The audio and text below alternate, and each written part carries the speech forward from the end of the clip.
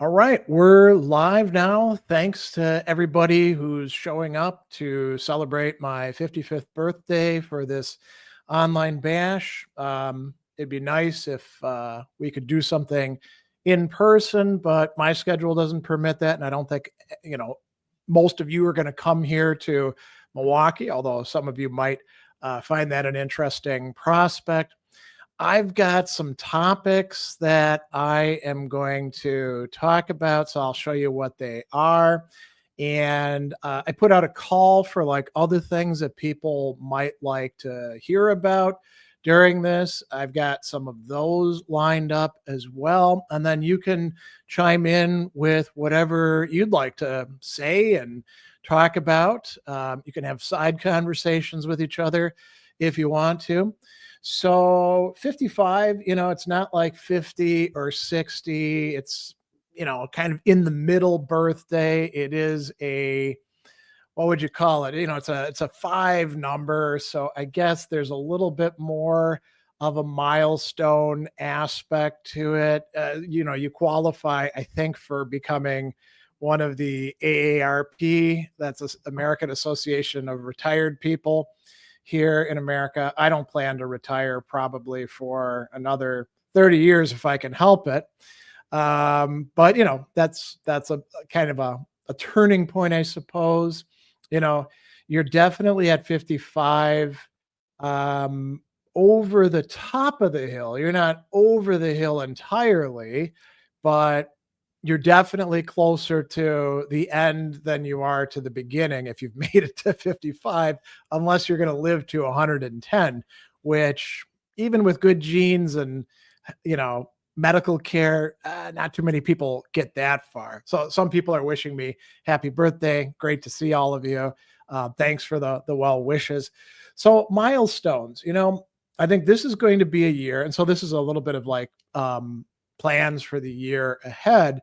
This is going to be a year where I'm going to, hopefully health willing and all that, really buckle down and shift more and more out of, I've always had 2 feet for a long time, one in traditional academia, one in my entrepreneurial or public philosophy sorts of things. I think I'm going to be doing a lot more of the public philosophy and focusing less on the strictly academic stuff. I'll still do a little bit of academic writing here and there and publishing, but maybe much more publicly facing stuff. And I'm going to be offering a lot more of my own classes online, which I've been doing for quite some time, but I think I'll probably step that up both for the like meeting once a week classes and the do at your own pace classes and other things like that.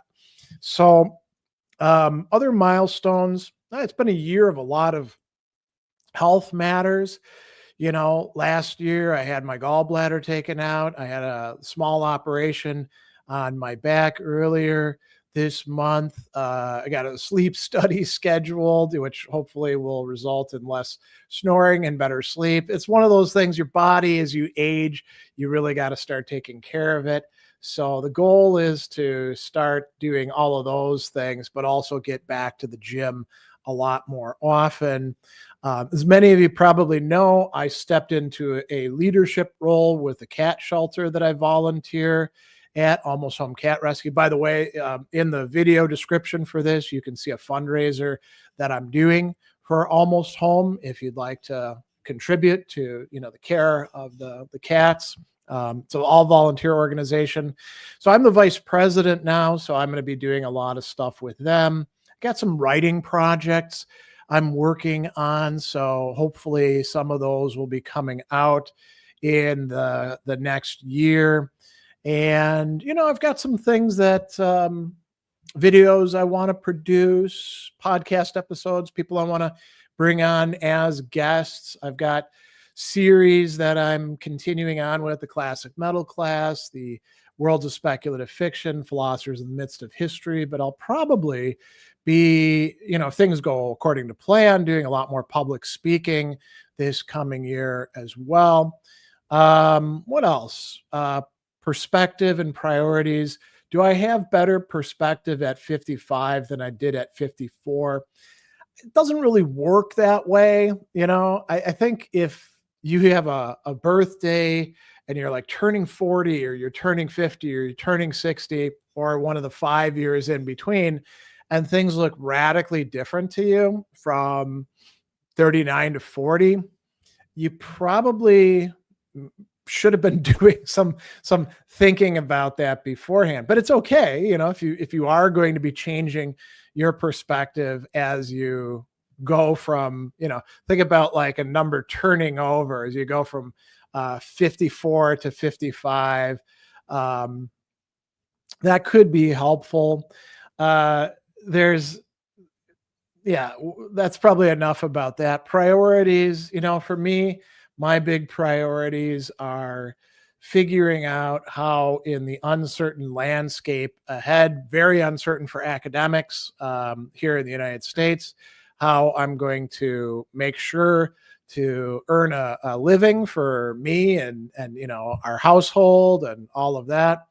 Um, Getting back into better shape physically, if I want to stay alive for another 30 years, that's a priority as well. Taking care of those who I have responsibilities to, big priority as well. And then if I can, accomplish some of the writing and video projects that I do that I think people find value in, that's also a significant priority for me. So I don't have anything really earth shaking or, big plans to announce. It's more just kind of like muddling through. I keep working on more and more video content, podcast content, writing in Substack, the other larger writing projects, developing classes, all of that sort of stuff that I do. Um, some other people had some interesting questions, and I think this could go to like meanings of birthdays. So, one person asked, and I'll put this this isn't so much about birthdays, but it's about aging. I'll put this into the comments as well, and I'll post it up there. So somebody asked, are there any Stoic or any other philosophical ways of coming to terms with the aging process? Thinking here about how our bodies inevitably start to malfunction. We get sick, we develop chronic pain, our joints, and so on. And okay, that's pretty important. Our joints, muscles, bones, and organs start to become painful or limiting. And for some people, this happens very early on in their life.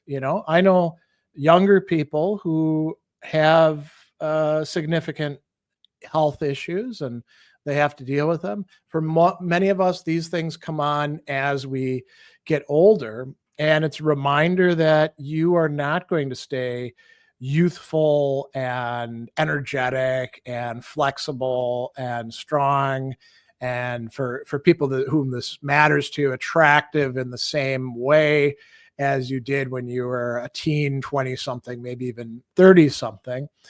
And I think a lot of people have a difficult time with this, and it's not really just a Stoic thing. I think you could think of this in terms of all sorts of other philosophies. Ancient philosophers realized this was a significant problem.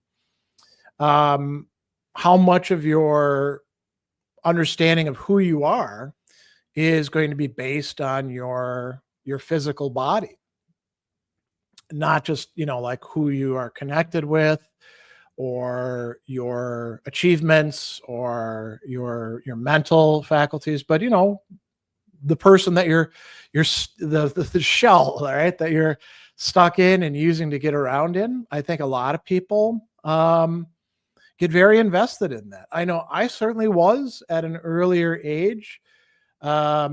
In my 20s, I was very about body image and I was working out a lot. And as I came to care less about that, I worked out less, right? So there's quite a few things that we could think about. The other thing is, so there's like being upset about not perceiving yourself as good as you were before, perhaps sometimes subjectively, sometimes objectively.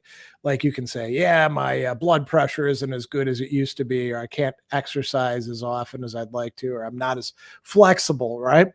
But there's also the thinking about, what is the meaning of your life? Are you happy at the place that you are with what it is that you're doing and the trajectory that you seem to be on? Do you actually take joy out of the activities that you have in your life, or find meaning in them? Or are you perhaps worried about, you took a wrong turn, and maybe it feels like there isn't time to write the course? I think a lot of people feel trapped that way. And in times of economic difficulties, it's not that everything boils down to economics, but I think those sorts of concerns come greater to the fore because we don't have as many opportunities to easily change things as we do when we're in times of prosperity. And there's also the concerns about, how are other people going to perceive me? Am I going to become essentially invisible because I'm aging, right? We live in a youth obsessed culture. So I think these are all pretty reasonable concerns that people have. Um, there was another interesting thing that people were asking about as well, and I'll put this in a comment too, and then I'll kind of open it up to whatever people want to say. In addition to birthday wishes, topics that people want to throw out there. So this has to do with something that's really key to the work that I do, and you could say stances that I take. Maybe you could give some insight into what virtue ethics means on a deep personal level for you. So I've been interested in virtue ethics, broadly speaking, now at least half my life. I got interested in some of the authors that are involved in it and doing some of the thinking about it, I would say, while I was in college. So we're talking about 1990 to 1994. And by the time that I got into graduate school, and I'm, like reading Aristotle and the Greek and Plato and other thinkers, it's becoming more and more important in my own life and in my own approaches, especially as I start teaching ethics classes. And I do want to say, and this is something that I've said elsewhere, so some of you have heard this already, there is no such thing as virtue ethics per se. There's virtue ethics names like a whole family of approaches that think that character traits are important and moral development, and we should evaluate things in terms of virtues. But it's not like people read a textbook and they're like, okay, I know that there's 5 ethical theories. There is egoism, there's utilitarianism, there's deontology, and then there's virtue ethics, and then there'll usually be some 5th thing, ethics of care, or relativism, or pick whatever else you want. Well, those are abstractions. Those are not the actual theories. And you can't really do much with those abstractions. If you want to do virtue ethics in any sort of meaningful way, you really need to follow along some sort of course. So you're doing Platonic virtue ethics, or you're doing Aristotelian virtue ethics, or you're doing Stoic virtue ethics, or Epicureans. The Epicureans were virtue ethicists, by the way. Or you're doing something that comes about later on, like various Christian virtue ethics. I'm an Augustinian, or I'm a Thomist, or I'm a this or that. And if you're not actually approaching it in that way, and you're just approaching it in kind of a generic virtue ethics way, you don't really have virtue ethics. It's when you put yourself in conversation with these great traditions that it can start really, it's a deep personal level. That's when it gets root in you. And a lot of what you do in studying virtue ethics, this may seem a little bit dismaying, is looking at yourself and doing a ruthless inventory and realizing, ooh, there's a lot of stuff for me to work on. I've got some vices. I'm not near the virtues. I actually got a lot to fix about myself, but it gives you kind of a blueprint for how to do that, and perhaps even a community within which to think that out for. Um, so I had one other interesting thing that somebody brought up, and I'm going to put that there, and then I'll take whatever questions or comments you have as ideas for what to talk about as we hang out here in kind of a virtual party. So somebody wrote, I was wondering why I, for one, or maybe humanity in general, is fascinated by the ideas of escape thinking, freedom, where we came from, where we want to go and become. And I think that, yeah, I know certainly myself and many other people, um, this emphasis on getting out of where you currently are. Like I remember saying to myself, as I was getting ready, taking a shower, getting ready to like head out to my job at Indiana State Prison, teaching for Ball State or Fayetteville State University or Marist. That'd be like, I just got to do another couple years of this, and then I can do something else that's going to be better, right? That's escape thinking. I just got to I got to put in a little bit more of this crap, and then it's going to be good stuff. Or I just got to get through this thing, this deadline, and then everything's going to start opening up. And it never really quite does it? There's always stuff to fill in the gap. And I think if all you're doing is trying to like go away from stuff that feels intolerable or oppressive or unsatisfying, but you don't have an idea of where you're going to, that can be a okay short-term thing, but sooner or later you got to figure out what positive thing you're actually going to drive at, what the Greeks call a telos, what kind of goal you ultimately have. And it can't be something vague like, I just want to be happy, man. You got to be able to like figure that out for yourself, or else you can't make progress towards it. And think about health, right? You can say, this is the year that I'm going to start going back to the gym and I'm going to get healthy and I'm going to eat right. Well, what does that actually look like in real terms? Can you make real goals for yourself? Like, I'm going to start, cooking more often at home, so I actually know what's going into the food that I'm eating. I'm going to go to the gym this amount of time. I want to like lose this amount of fat and gain this amount of muscle. Those are useful. You could be in a relationship that's, fairly easy to extricate yourself from. So not a marriage, but like, just dating somebody and be like, I can't wait to get the hell out of here. Let's break up. But you're not sure where you actually want to go to. And maybe you actually put stuff like that on hold. It's a big problem too, by the way, for people when they finish their dissertation, their PhD work. Sometimes they go into a depression because they don't have like another goal that stands in the same kind of space. So yeah, I think we often do tend to fall into this, escape thinking. I just want to be free.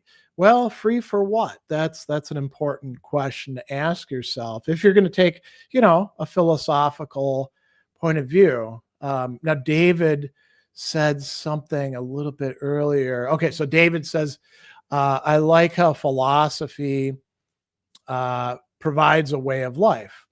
The right kind of philosophy does. Not all philosophies do.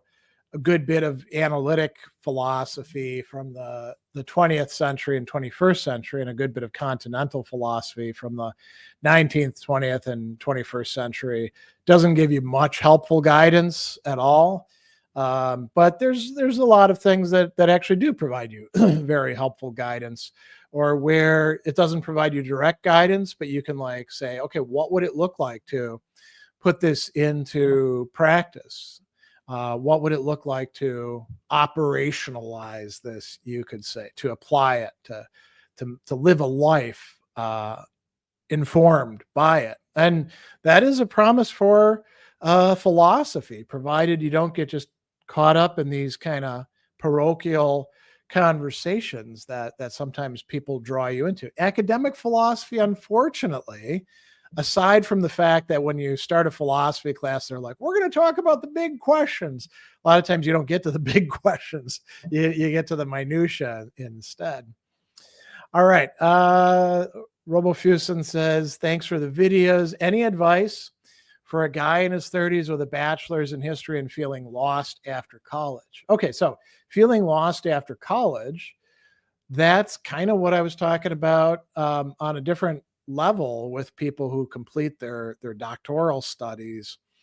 You know, college provides you with a couple things that then are like suddenly taken away, and you've got to figure out a way to supply them. One is ready-made interactions with other people, because you're going to college with them and in classes. So you've already got kind of conversation topics, right? And you're in something like a workplace, but you're the one who's paying to do the work rather than getting paid to do the work in those cases. But you're still like, working on projects and you're being measured. So there's kind of what would you call it? A group dynamic or relationship aspect to that.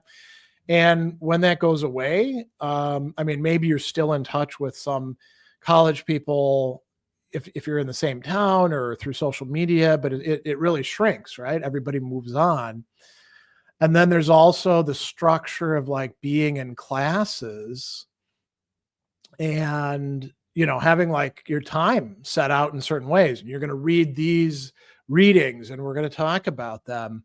And, I think it can be helpful to try to find things like that. Doesn't necessarily have to be intellectual. It could be like, okay, I haven't had time to go to the gym. Now I'm actually going to go to the gym 3 days a week and lift weights, and the program will look like this, or do yoga or whatever.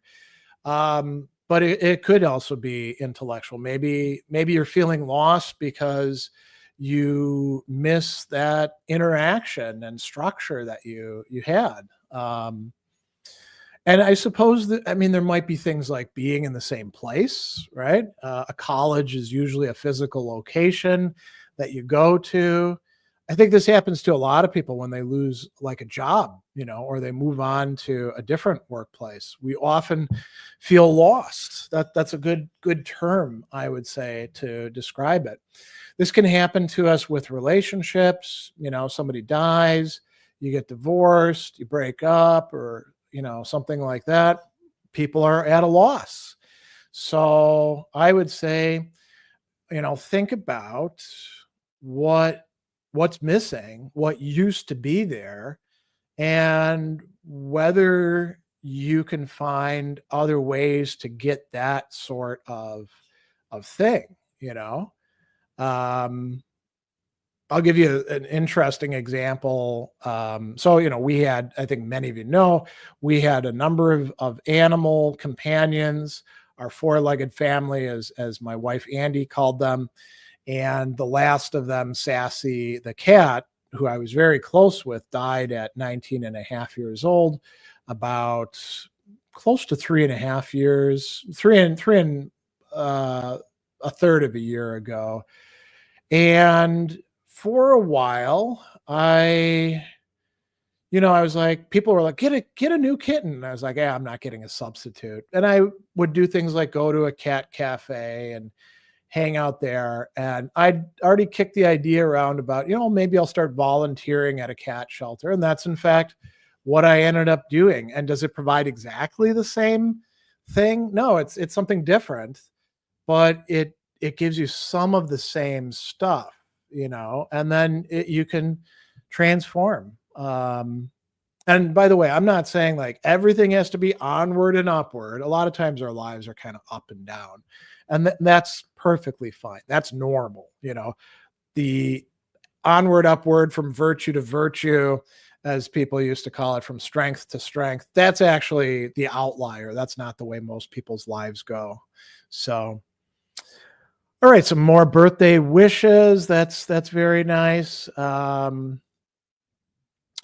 So Sagar said, just wanted to ask if you could share the picture of the books you have on the shelf. I mean, I don't know how I would share the picture of the books. This is a desktop computer, so you're not going to be able to really see them from there. I mean, I got a ton of books. I did a bookshelf tour in our old place years ago. The books are fairly much the same, not a hell of a lot of new stuff, not a hell of a lot of stuff that's been gotten rid of. Lots of philosophy stuff. The bulk of it is indeed philosophy. I've got some literature, some other stuff as well. But I don't know that it tells you that much, because just looking at somebody's bookshelves, you don't know whether they've actually read the books or how often they read the books, or, I will tell you this. So here's a way to bring it back to like aging. As I've gotten older, I've realized that there's a lot of books that I held on to and transported from place to place, because I was like, I'm going to need these books for this project that I'm going to do someday. Right. And those some days get sort of like shrunken and foreclosed upon as time goes on. So I've got a lot of like, for example, I wrote some of my early work on Derrida. I actually thought about writing my dissertation on him, but I was talked out of it by one of the professors. I've got a lot of Derrida stuff. The only stuff that I actually spend much time with is his very late period stuff and very early period stuff. If I ever do any real work on Derrida again, it's probably going to be that stuff. So I could probably get rid of the middle period works that I'm not going to read anymore, And likewise for quite a few other thinkers as well. Couple nice gifts that people are sending in, some super chats, I think. Thanks for that. The money will get put to good use. David asks, who are your favorite philosophers? I don't really have a favorite any more than I do bands, but I guess you could say like I've got like a big high level thing that maybe I could say like top 10 or something, although it's always tough to do that with some stuff, because they'll be like, number 10 and number 11, what differentiates between them and how are you feeling this day, right? I mean, I think you can tell in part by who I do the most talking about and teaching and writing on. So it includes a lot of ancient people. Obviously, Plato, I really like. I'll always keep going back to Plato. Aristotle, Cicero, Seneca, Epictetus, Plutarch. Those are people who I really enjoy. Plutarch is kind of a recent addition, but I've become aware of just like how good of a philosopher he actually is. So doing more and more work on him recently. I do like Augustine quite a bit. I think he's grown on me over time, whereas in the past maybe I wouldn't have included him. Still love Anselm of Canterbury. I think he's still the person I've done the most academic writing on in my career. Rene Descartes I like quite a bit. Still teach classes on him. Albert Camus and Gabriel Marcel in a more modern period. Maurice Blondel, the guy I wrote my dissertation on. Mary Wollstonecraft I really like quite a bit. I think she's an underrated virtue ethicist. I also like, and he's grown on me over time as well, David Hume. I think that Hume is a pretty great. I don't agree with him on everything, but I certainly enjoy reading his stuff and teaching about him. So yeah, I mean, and there's some 20th and 21st century people, some of whom I've been lucky enough to meet. Alistair McIntyre, I really like his stuff. Julia Annis, another great virtue ethics person who I got to meet at Stoicon. Where was that one? Was it in London or Toronto? Um, Anthony Long, Chris Gill. These are kind of like big heavy hitters in the scene, we could say, right? So yeah, those are some of the people I really like quite a bit. Actually, somebody else who I like quite a bit, that blank name is bringing up Shestov, mentioning Plutarch quite a bit. I found out about Plutarch from him.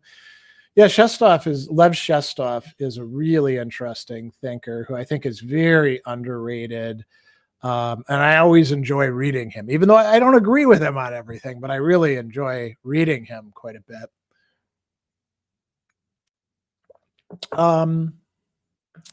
Let's see, a couple more comments that people have.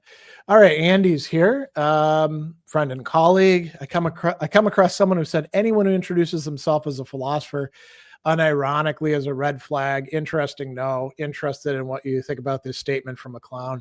Yeah, I mean, I think it's one of two things. Either it's a pretentious a-hole who doesn't realize or does realize that they are such. And there's certain contexts in which people don't often describe themselves as philosophers, but I think that anybody who knows anything about philosophy knows how wide the field is, and that there's plenty of places where, like, I describe myself as a philosopher, in many respects.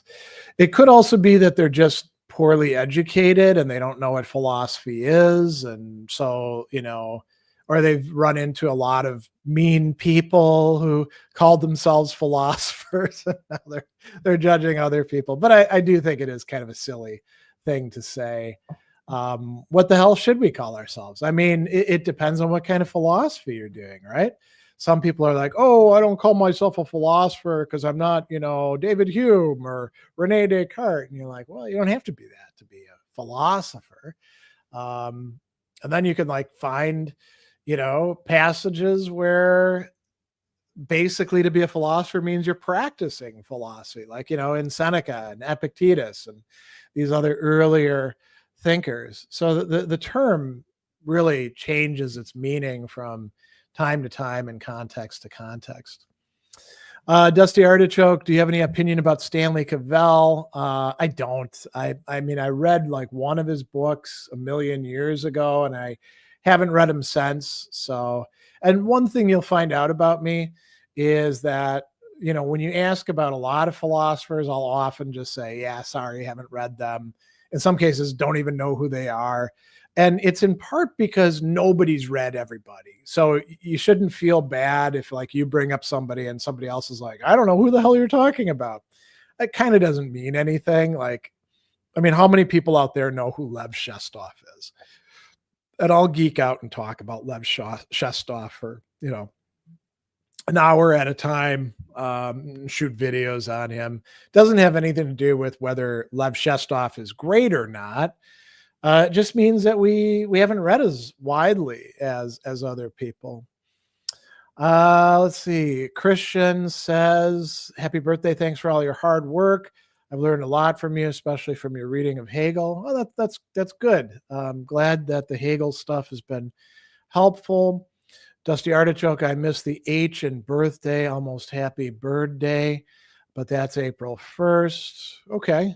Did I miss the H in birthday? No, I don't think I did. Okay, good.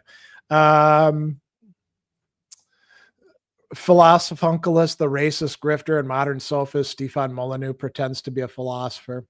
I mean, people have been calling themselves philosophers who probably don't have, as much of a right to the name for a very long time. Plato writes about this in the Republic, so it's not a new phenomenon that people will call themselves by things. I mean, there's people who call themselves musicians and can't play very well either. All right. Happy birthday. This is from Max. Hey, good to see you, Max. Were there any philosophers you felt had a sort of personal connection with due to more life experience? So I'm guessing you mean like, do I feel a personal connection to them because of their life experience? Well, that's a good question. I mean, Rene Descartes was he was a mercenary fighting in the 30 Years War. Um, but he didn't, he wasn't like an infantry guy. He was an engineer. And I wasn't an engineer, but I was a combat engineer. So we kind of have that in common. That's kind of nice, right? I also like to sleep in when I was able to, and he did that as well. But those are kind of trivial things, right? I mean, Maurice Blondel, you study somebody's works very extensively, you kind of come to feel a real connection and attachment to them. But I think you could say that about a lot of other thinkers as well. I've always felt kind of closely connected with Epictetus and Anselm and Mary Wollstonecraft. And, I mentioned Alistair McIntyre. I got to know him a good bit back in the early aughts going into the teens. And I found him to be quite a congenial person to hang out with. So, all right. Dusty says, why in the USA do you have an extra name before the title of professor? Oh, okay. I see what you're asking about. Like Cavell was Walter M. Cabot, professor of aesthetics. That's very simple. Walter L. Cabot put up the money for that chair. So you get to put your name on it. There's nothing mysterious about that. After a while, nobody pays attention to the name of the person on it any more than they do with, money that's coming from the, John D. Rockefeller Foundation. John D. Rockefeller died a while back and left some money. And, so if NPR's program Fresh Air gets funded by that, it kind of doesn't matter. My colleague Massimo Pigliucci is I want to say KD Irani professor of philosophy. So that means that Irani put up some money, and we allow this not just for professorships, but for naming buildings and scholarships. Great example. When I was at Southern Illinois University in graduate school, I, for 3 years, was a Delete Morris fellow. And that's because Delete Morris was an important guy a long time ago at Southern Illinois University, helped build it up. And his widow took some of the money that they had and created fellowships. And, that's basically all there is to it, Sagar says, would you make a series on Hegel's Science of Logic? I mean, I've answered this way back when I did the half-hour Hegel series on the phenomenology. No, if I do, and I've done the same sort of half-hour methodology with Epictetus's Enchiridion. I think there's other works that would be better suited for me to do it on, like Descartes' Meditations or Anselm's Proslogion. Or if I want to do a really big book, probably starts being in nothingness. I think that there's already lectures out there on the science of logic that are decent enough that you can find, that they're not as detailed as like my lectures on the phenomenology, but they're good. So why should I retrace that? And why focus on Hegel's Science of Logic when there's works that I'm, probably better qualified for and more interested in for me to do if I want to do another half-hour X sort of thing. Max has a clarification. I think I meant more in terms of you having a personal connection over time because of you gaining more life experience, maybe. Okay, so that's an interesting one. I certainly appreciate some philosophers more as an older person, not just in terms of aging, but having spent more time with the texts, writing on them, thinking about them, teaching them, and stuff like that. So, as I mentioned, David Hume is a great example. I didn't take Hume very seriously until I would say about, 15 to 10 years ago. And I started saying, oh, this is really good stuff. Still don't buy it, but man, I like where he's going with this, right? And then sometimes things will come along. There's a great work on Hume. I'm trying to remember who wrote it. It came out recently. I actually reviewed the book. Um, Baghini wrote the book, and it's essentially showing how Hume is putting forth something like a philosophy as a way of life. So, reading something like that, you can go, "Oh yeah, holy crap! I didn't really get that out of the text, but now I see it." Right? Um, Immanuel Kant has grown on me over time. Again, still don't buy his philosophy in large respect, but I like it. Um, so yeah, and personal affinities. I mean, sometimes that stuff comes up when you like read the correspondence or personal essays of these people. I think that's part of what connected me with Wollstonecraft is not just reading her really great vindication of the rights of women, but reading her letters to other people and seeing the kind of life that she lived and all the work and striving that she did, and trying to have this ideal of a real connection between people, a spouse, and getting screwed over and all of that. Um, so yeah, I think there's quite a few people that we could say like that. All right. James says your videos on Heidegger helped me write the college application essay that got me accepted to my master's. Oh, that's great. I'm glad to hear it. And say you've never studied philosophy before, so excited and nervous. Okay. Um, so you didn't have any philosophy classes as an undergrad. It's interesting that you're getting into a philosophy of mind program, but more power to you. That's great. Um, Not an academic. Any CDs or vinyl records you plan to spin to celebrate? No, because I don't have any CDs. We digitized all our CDs a long time ago and sold them. And the records that we do have are in storage in a locker somewhere. And we'll probably sell them. I haven't had a record player for a very, very long time. I basically just listen to things through, if they're available on Apple Music, I listen to them, on the speakers on this big computer or in my earbuds. Or if it's a band whose stuff isn't available there, it's usually available. Somebody's uploaded it on YouTube. So that's typically what we will do.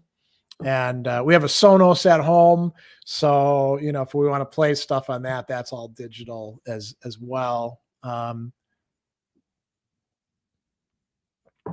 And frankly, I don't know that we're ever going to go back to having records in our household. James, as a follow-up, I did my background in psychology, so it's somewhat related. Then I spent 4 months writing the application essay on Heidegger. Can't believe I got in either, but big thanks to you. Yeah, congratulations. Kind of doesn't matter how you get there, you got there. So yeah, that's very nice. ATM, so you swapped to digital for music, but not for the books. Yeah, I'm not I enjoy having physical books in my hand, and I do have some things on, like, our Kindle app, but I don't really enjoy it that much. Oh, here's the book that we were talking about, The Great Guide: What David Hume Can Teach Us About Being Human and Living Well by Julian Baggini. Yeah, really, really good book. I highly recommend it. I learned a lot in reading it, and Baggini is a good writer when it comes to that sort of like portraying how a person's life and ideas are developing in tandem with each other. That's tough to write that sort of thing well. So he's got a real facility for that. So that's cool. Mark is here. Good to see you, Mark. Um, so we got a little lull in the questions. Let me once again say thanks to everybody who's wishing me happy birthday.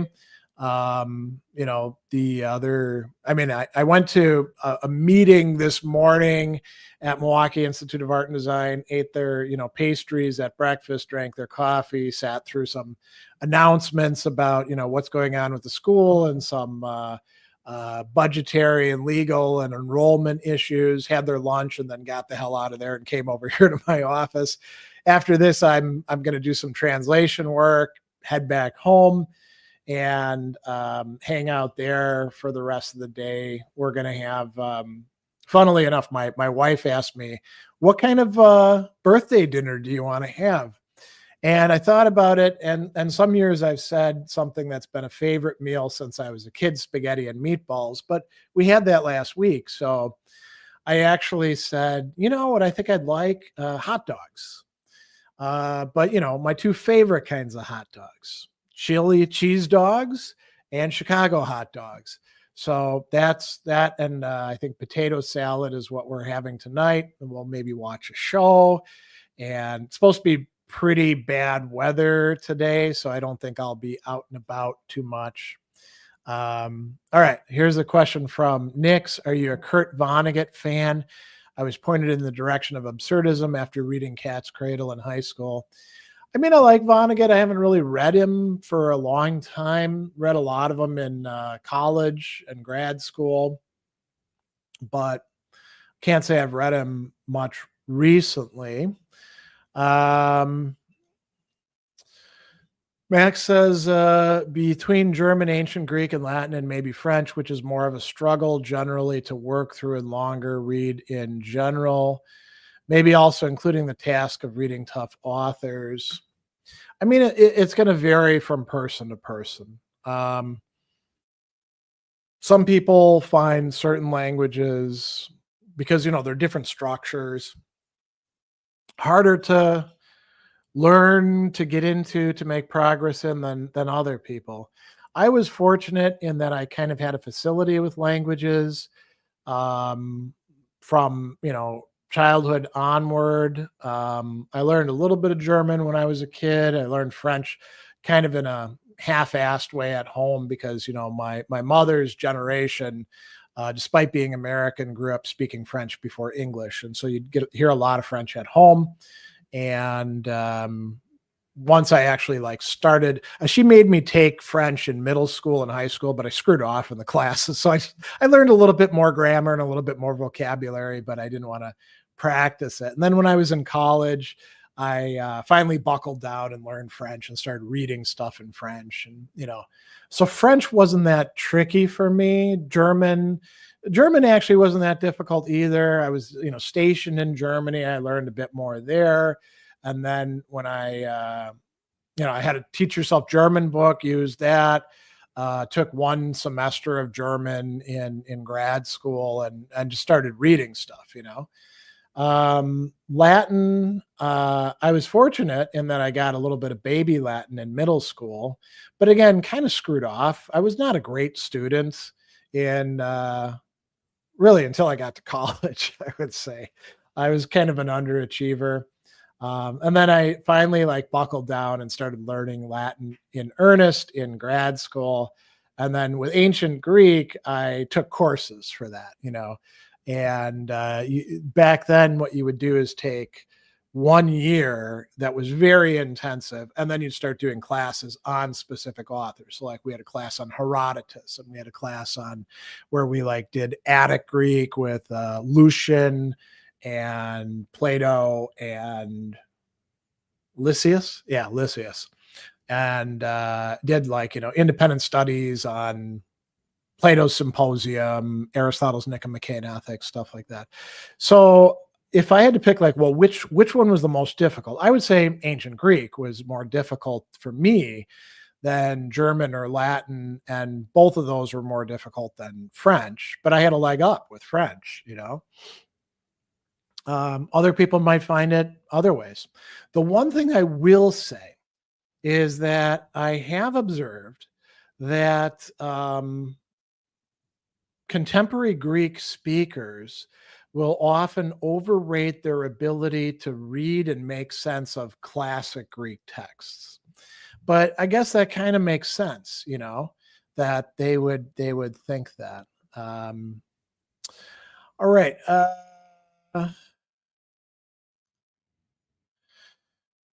James Galetta, have you ever considered doing a collaboration video with other philosophers on YouTube? Yeah, I've done collaboration videos with other philosophers on YouTube going back decades. You just got to Google it or go to my web pages where I've actually got listings of all my appearances. One's going to be coming up with Acid Horizon this coming month. So I do that all the time. I don't usually reach out too much to other people, although I do have the Ideas That Matter series where a lot of those people have YouTube channels, right? So, yeah. Blank name, what do you think about Bertrand Russell's essay on marriage and In Praise of Idleness? Well, he's got a whole book on marriage. And I'm actually excerpting out parts of it for the class that I'm teaching this semester at Marquette University on love and friendship to a bunch of, freshmen and sophomore undergrads. And Russell's fine. He's an interesting writer. He's a great stylist. Not always fair to other thinkers, but that's very common not to be, right? So, all right. Oh, and Max points out another thing. I mean, at least for you personally, I can read German, but there's a lot of stuff I still struggle with, especially consonantorious German sentences. Yeah, some authors are not as great at writing as others. I mean, Kant, and even more so Hegel, they are not a joy to read.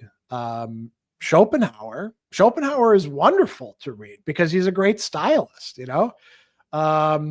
doesn't necessarily mean that their philosophy is better, but man, is Hegel a muddy writer. And Kant is a, you got to know, sort of like you got to crack the code to be able to figure out what the hell he's actually saying. So, James Galetta, what do you think of pragmatic theories of truth? For example, Peirce and Dewey. I think that what gets portrayed as pragmatic theories of truth are typically not what you find in Peirce or James. James is the big one for this, or Dewey. And Dewey doesn't call what he does pragmatism. He calls it instrumentalism. There's pragmatism as like the popular watered down conception of it that you see in textbooks. And then there's what's actually in like James's writings or Peirce's writings or Dewey's writings. And you could even include like people like Josiah Royce in there and some of the other lesser known pragmatist authors. I think there's some room for, what we call a pragmatic theory of truth, but like there is no theory of truth in a textbook sense that manages to capture everything that we mean by truth, including, by the way, Heidegger's truth as aletheia. There's all these different aspects. Sometimes we want a correspondence theory. Sometimes we want a coherence theory. Sometimes we want other things that have been left out of the picture, with the pragmatic, coherent,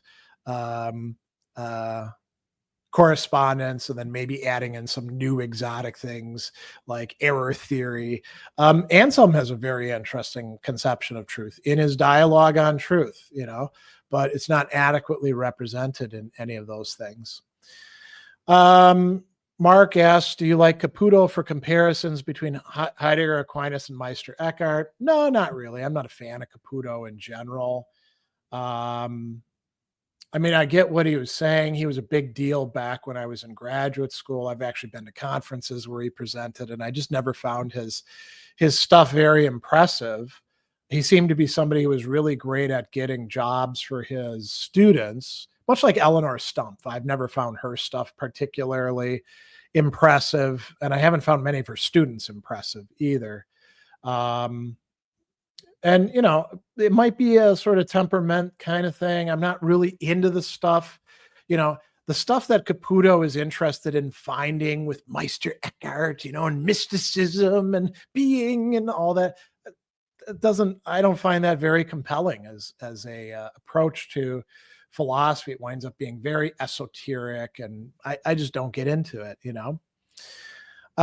James asks, what do you think of the study of philosophy today, and what areas do you feel we're breaking new ground? I don't know, because I don't concern myself with breaking new ground. That's not a paradigm that I think is all that useful. A lot of times that people claim to be breaking new ground, I've been around long enough to be able to say they're just doing the same shit as other people did, you know, 100 years ago. They're calling it by a different name. I'll give you a prime example. In analytic philosophy, there was like this whole movement that's still going on there called virtue epistemology. We've discovered that virtues play a role in our knowledge. And you're like, did you not read Aristotle? Jesus. I mean, this is in Nicomachean Ethics, book 6. Did you never like look at the critical thinking movement and the Paul Elder model that actually like lists virtues? What the hell, guys? So a lot of times, you know, people talk a lot about progress, but it's just they're not well read enough, unfortunately, you know. Blank name says, I want to learn French because of Deleuze and Lacan. Terrible reason to learn French.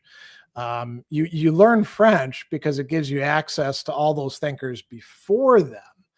Unfortunately, in French philosophy, from the late 1950s onward, people start writing in this very precious, so clever style that Lacan, Deleuze, and Derrida, and Foucault all are great representatives of. And it's kind of a decline in clarity, and it's more like I'm playing games with the reader. And after a while, you're like, quit bullshitting and just say what the hell you actually want me to know about stuff, So I would learn French so you can read, French philosophy throughout the time, right? That would be worthwhile.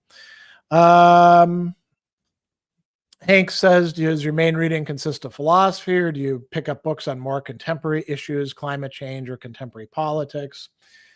I mean, I just did a speculative fiction studies session devoted to this guy's book, Ken Liu. So I have a whole series called Worlds of Speculative Fiction. Every month I'm going through some short stories or novels by a speculative fiction author. So clearly I'm reading stuff outside of philosophy. I don't do a lot of reading of like popular policy books or things like that. But I do a lot of reading of articles on things like that and participate in discussions about those sorts of things, All right. ATM, this era has a whole lot of understudied philosophers like Jacques Bouverness, who I've never heard of. Most eras do. I mentioned Plutarch earlier. How many people that claim to be interested in ancient philosophy have actually read more than a little bit of Plutarch's Moralia, which is amazing stuff? Probably not that many. How many in ancient philosophy are reading Sextus Empiricus, who's a must-read, I would say, or the great commentator Alexander of Aphrodisias, or Simplicius, really great Neoplatonist philosopher who's got an amazing commentary on Epictetus's Enchiridion. At every age, there's a lot of people who just aren't being read. And it just kind of makes sense that there'd be way more of them in the present because there's way more people doing philosophy in the present. But you always want to be able to say, here's why you would be missing out not reading this person, right? You got to kind of make the case, unfortunately, to get people into it because the field is so crowded. Hank, how does philosophy reading help you navigate contemporary problems? I mean, a lot of different ways. If you're actually studying good philosophy, then it will help you approach your problems that you have to deal with, whether they're your individual problems or larger scale problems, by providing you models for thinking them through, or practices or insights or distinctions that can be helpful. There's no one single answer to that sort of thing, I would say. Sometimes you have to like do the legwork yourself, figuring out how would I apply this. Like, you read Aristotle's Nicomachean Ethics and the rhetoric and the politics and kind of put them together, and you're like, okay, what am I going to do with this now? How am I going to use this to make sense out of my life? Well, I just had a great example of that today. We had this meeting, and the president of an institution was saying it's very important that we don't focus on the past and who's at fault for doing things, or blame or anything. We got to think about going forward. And you can hear that, and you can be like, boy, this is interesting. He's trying to carry out a deliberate rhetorical shift right here, and Aristotle has something to say about that in his Art of Rhetoric. But if you haven't read the Art of Rhetoric, or at least some glosses on it, you kind of won't know what you can read into that, So, all right. ATM, my ancient philosophy professor back in uni, was the French main translator of Alexander of Aphrodisias. He talked about him constantly.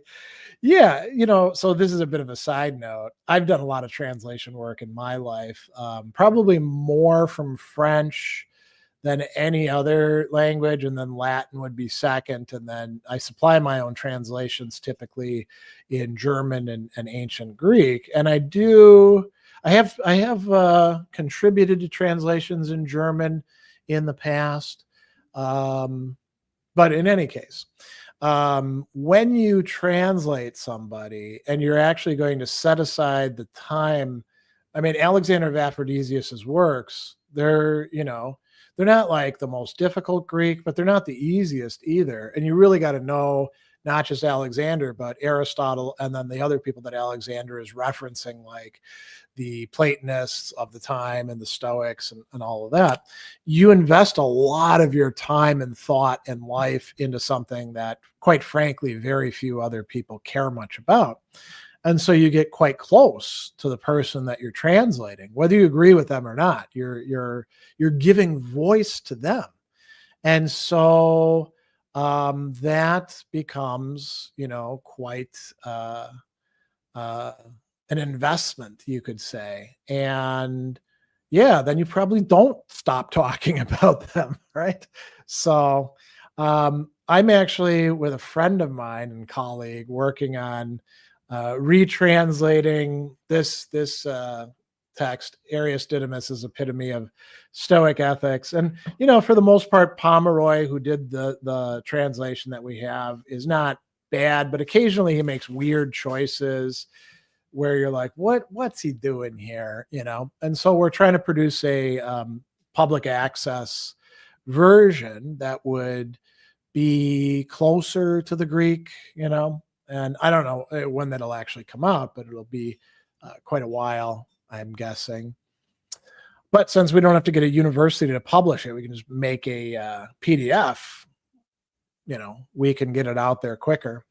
Klaus says, would you recommend any books or works on the philosophy of attention? No, not in particular, because I don't think of philosophy of attention as being like a field. It's something that you find all over the place. I mean, Epictetus has a chapter on prosoche, right?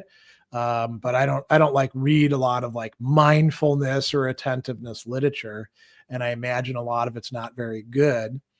Um, Eli says, since it's your birthday, what are some of the things you're most grateful for this year? Oh, that's a great question.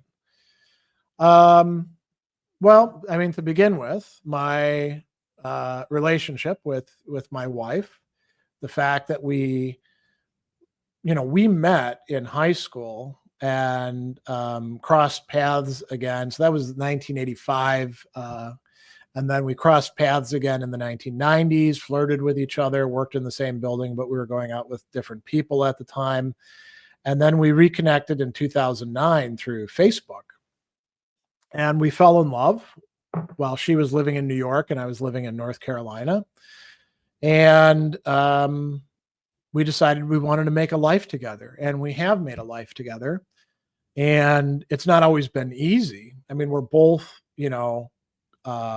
what you could call thumatic people who both want to get a lot done and had to work a lot on anger and relationship issues and deal with a lot of different crises and struggles. But, we've made it through and we're for the last almost 10 years now, we've been living back here in our home state, in our essentially now home city of Milwaukee, which is really quite great because we were ready to be back here. So there's that. And, being here in Milwaukee, I've had consistent work, both academically and in terms of my, my other business and public philosophy. It hasn't always been great, but it's put food on the table. We've had some health challenges over the years, and we've managed to make it through those. My two kids one is, graduated last year from college. The other one is just starting college, and that's great. I've got that cat shelter that I'm volunteering at, and I'm happy that I was able to find a place like that, which is a very different paradigm than most shelters. We don't have cages. The cats are in community rooms. They get lots of great care. They get adopted fairly quickly because people can interact with them. And the organization is quite good. Being able to, put things on Substack, having that as a platform where I can do some writing or, YouTube. People watching the videos that I have and enjoying them. And, it doesn't provide a huge living, but it's one income stream of things. And I get to make some sort of contribution that wouldn't have been possible many years ago. Right. I mean, if I was trying to do the kind of stuff that I'm doing now, 20 years ago, the only thing that would be possible would be like trying to get myself into the great courses and get people to like send out VHS cassettes or DVDs of me talking. And they weren't going to, bring in somebody at, institutions they don't know like me. There's a lot to be grateful for. I mentioned medical matters. We've actually had great care here at the in the Fredert network, which is associated with the Medical College of Wisconsin. And a lot of time that we had that, sometime it was because we actually had insurance through work, but a lot of times we were on the Affordable Care Act. When people are like, oh, Obamacare, it's an entitlement. It's something we pay taxes for. And it wasn't cheap, by the way, either. It wasn't a giveaway, but thank God we had it, because otherwise there are situations where one of us probably would have died without the medical care that we needed. So I think there's a lot of things to be grateful for. Andy says, a birthday question: what most reliably resets your perspective on what deserves priority? how do you tell genuine priority from an inherited should? Um, I should buy a house by 30, for example, and then he's got a clarification. Inherited should is a borrowed script masquerading as a priority. Yeah, that's a great question. By the way, I highly recommend. So Andy has a Substack called the Existential Pulse. A lot of great essays in there. You should all go put it in Google. Go check it out. That's actually a great topic. I don't know if you've actually treated it in an essay there because you're quite prolific, and I don't always stay on top of reading everything. But that's actually a great topic, I think, for a Substack post. This notion of inherited priorities as being borrowed scripts. Like we get these messages from family, workplace, culture. Yeah, man, you should be doing this at this time. And a lot of that stuff just isn't in the cards for us. Or, so here's a great example, right? Um, I'm going to be teaching at Marquette University. I've only got one course there, and it's for freshmen for the most part, and then a few sophomores. And the freshmen will be like literally right off the bus. And they've all actually declared majors. Every once in a while, I have like one person who hasn't declared a major in my class, but they all have these majors declared. And you're like, how in the hell do you know what you want to study at age 18? You know? And a lot of times their answer is, well, my parents expect me to do this, or I think it's going to be a good job, or I think this is a cool thing to study. And you start asking them questions and things start getting vaguer and vaguer in terms of the answers. And we do like this teleological exercise the first day of class. I'm like, why is your butt in that seat? Why did you show up to class today? And they're like, well, because I got to be here. And I was like, you don't got to be here. Nobody's like holding a gun to your head. And then they're like, well, it's a required class, And I'm like, okay, now we're getting somewhere. So you clearly care about classes being required and satisfying those requirements. Now that's like a priority, right? Is that your priority? Why do you care about that? And then they're like, well, I got to get a college degree. And I'm like, okay, that's good. A college degree is a nice thing to have. Why do you care about that? And then, the number one answer, I got to get a job. And I'm like, okay, great. I mean, you could get a job right now. You don't have to be in college to do that, but you want a job that college will prepare you for. Why the hell do you want that? And then it gets to bigger picture things like, well, I want to have a family. I want to have financial independence. I want to be able to do these sorts of things. Sometimes they'll be like, I want to help people, right? The nursing students or some of the other students. And then you're still like, okay, those are good things. Why do you care about them? And a lot of times they're like, what the hell are you asking? Why stop with these questions, right? Because it's making them really uncomfortable. And then you can see like a couple of them, the proverbial light bulb going off in their head. And they're like, yeah, why the hell do I want to do this sort of this crap? Is it just because mom and dad are telling me I need to do it? Or I'm hoping that somehow I'll be lucky and the economy won't go to crap, or something along those lines. So this is a great topic. I don't actually have how do you tell a genuine priority from an inherited should? I don't have like a general theory of that, but that's something that strikes me. We could probably come up with criteria for, right? That may be something you and I want to chat about, because I think that's pretty good. We often talk about like values clarification, and I guess that's kind of along the same lines, but all right. Big T, what kind of things bring you the most joy?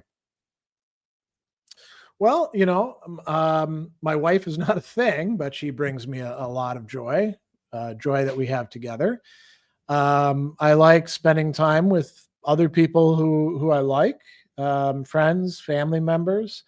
I like going to the cat shelter and hanging out with the cats and helping them out. It turns out I have kind of a skill with taking scared or shy cats and getting them to, kind of open up. They call me a cat whisperer. I say I'm a cat sweetener because I give sweetness to the cats and then they can be sweet to other people. And then it makes them more ready to be adopted by people. I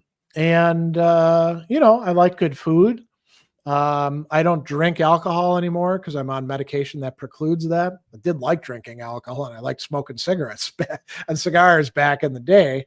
But there's some really great non-alcoholic beers out there, and I drink them from time to time, and enjoy that. I like going to concerts and seeing bands, and I like chatting about music. Got that classic metal class with my friend and colleague Scott Cerulli from Berklee School of Music. I enjoy, I can't say that I really love working out, but I do enjoy like getting on the weights and making a bit of progress, or even just holding steady, taking walks. I think many of you know that I enjoy the beauty of flowers because of all the postings that I do about flowers that I see. But I also enjoy, somber, overcast days like today. And I'm going to really enjoy fall when it finally hits here, and walking home from Marquette, as it gets chilly and you've got the smell of snow in the air and see the leaves turning. So yeah, I like reading too. I enjoy, one big thick book I read recently. Really enjoyed that one.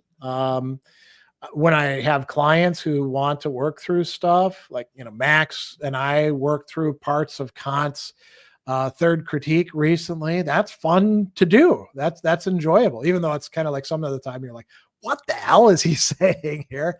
It's enjoyable. So yeah. M. Ahmed says, I was very much interested in growing up in philosophy and art and its transformative power to make real world changes.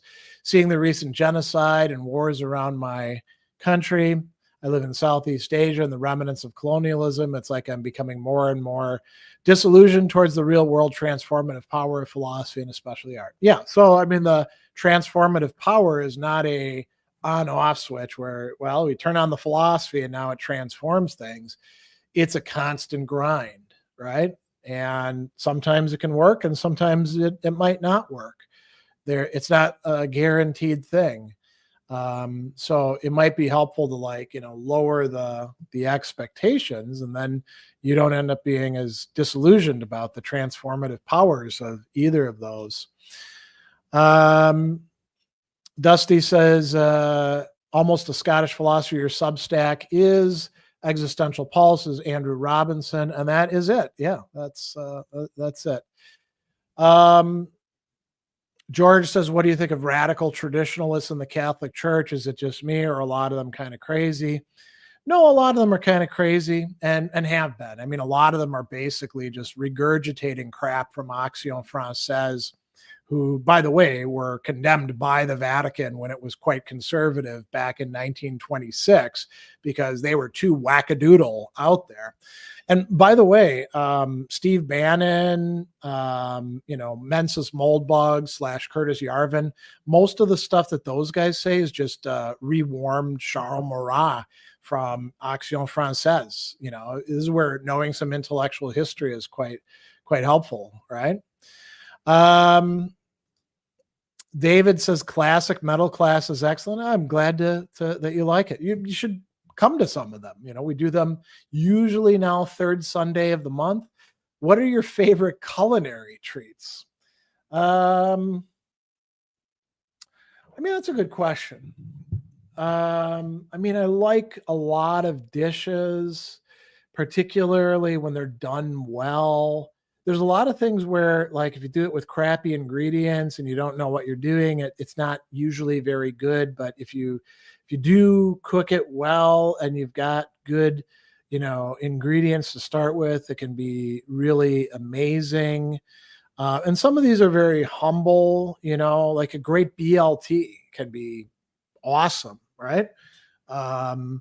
Or, it's kind of funny. One of the things that struck me about Michel Foucault is he was asked, like, what's your favorite meal? And people, I think, expected, this beef bourguignon or some French cuisine, right? And he's like, honestly, I like to have a Coca-Cola and a club sandwich. That really does it for me. And I was like, oh, yeah, I can relate to that. As a matter of fact, that's making me want a club sandwich right now, saying that sort of thing. As I mentioned, spaghetti and meatballs, good meatballs. Crappy meatballs really detract from the dish.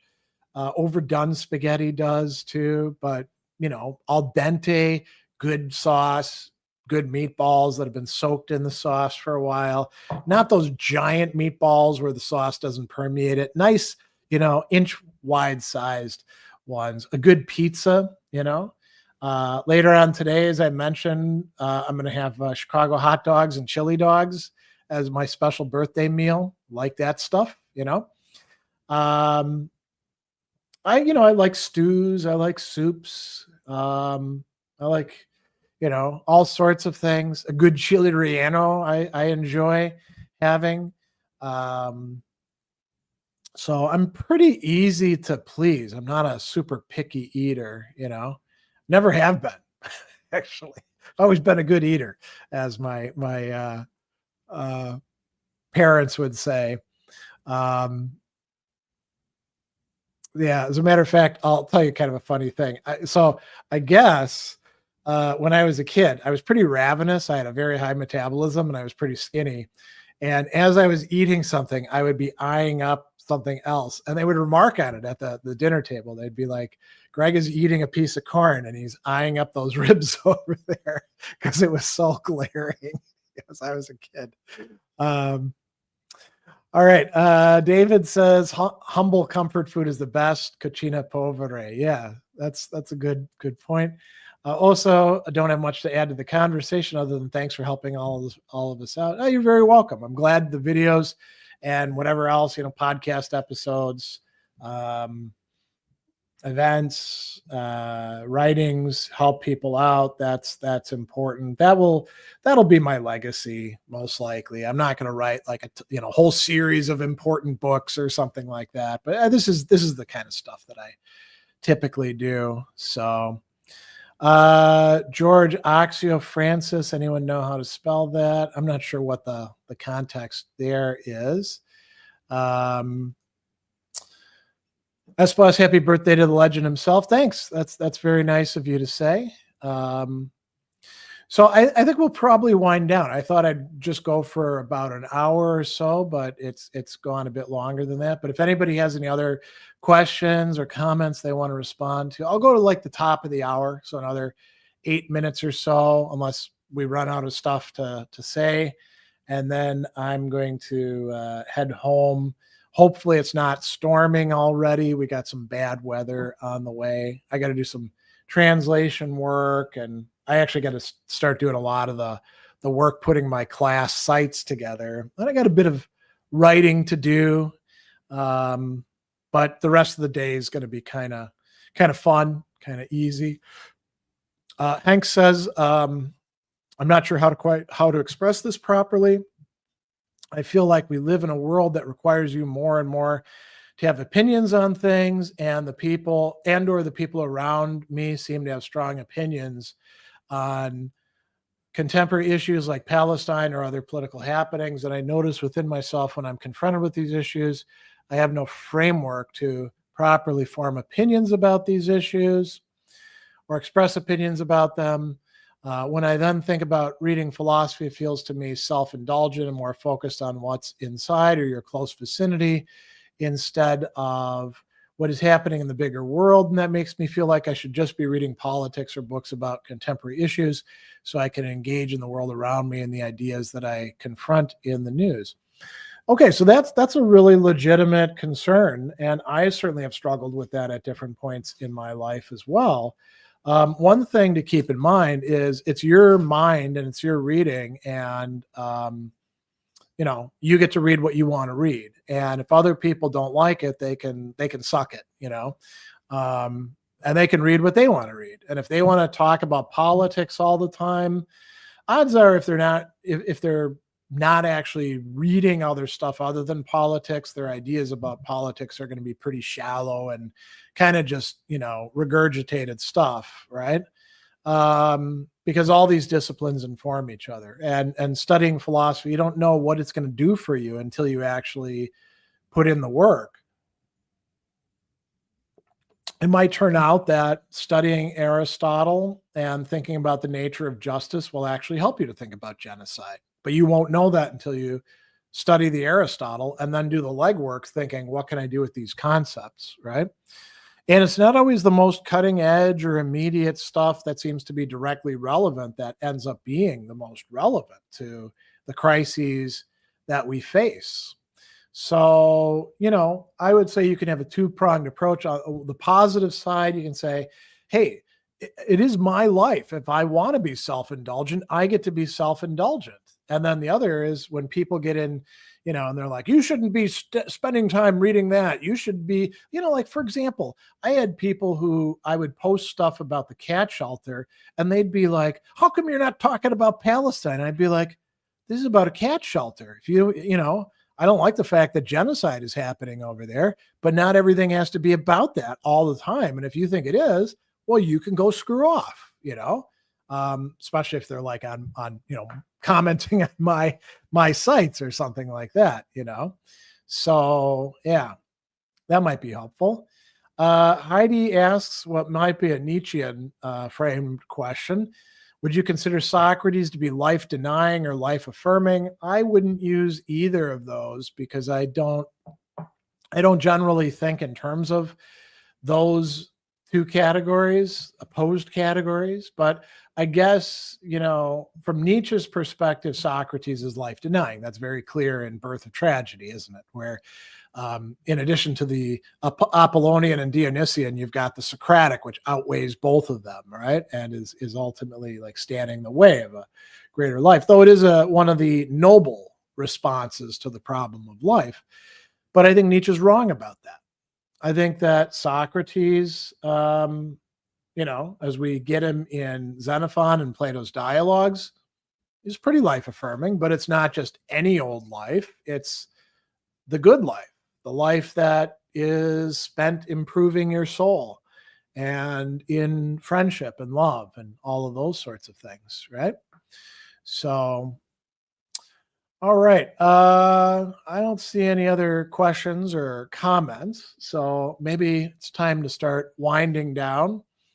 And let me say thanks to everybody for your kind birthday wishes and those of you who made super chat contributions. I'll mention as well that in the link for the stream, if you want to contribute, there's a thing for Almost Home Cat Rescue. I'm doing a birthday fundraiser for them. All the money that you send there goes to taking care of the cats. Our biggest expenses are rent and maintenance, food and litter, and then the biggest is medical. Everybody who works for it is a volunteer. Nobody's making money on it.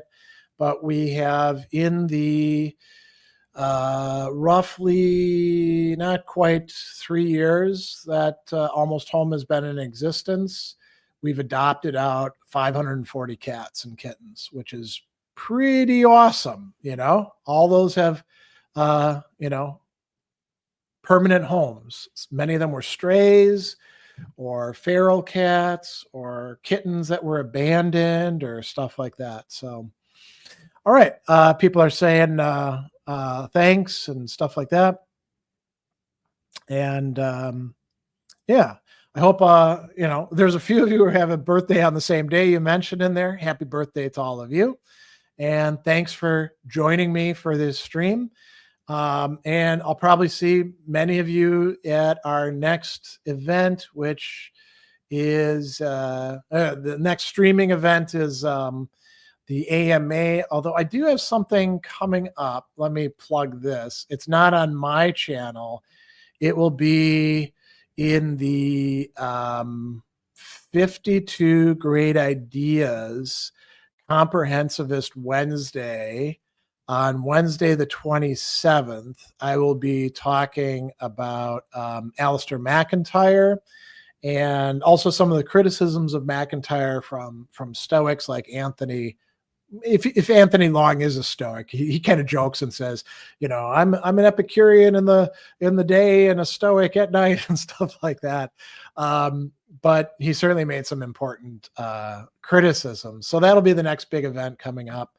Otherwise, I'll see you somewhere else in the ether. And yeah, thanks for joining me. I'll see all of you down the line.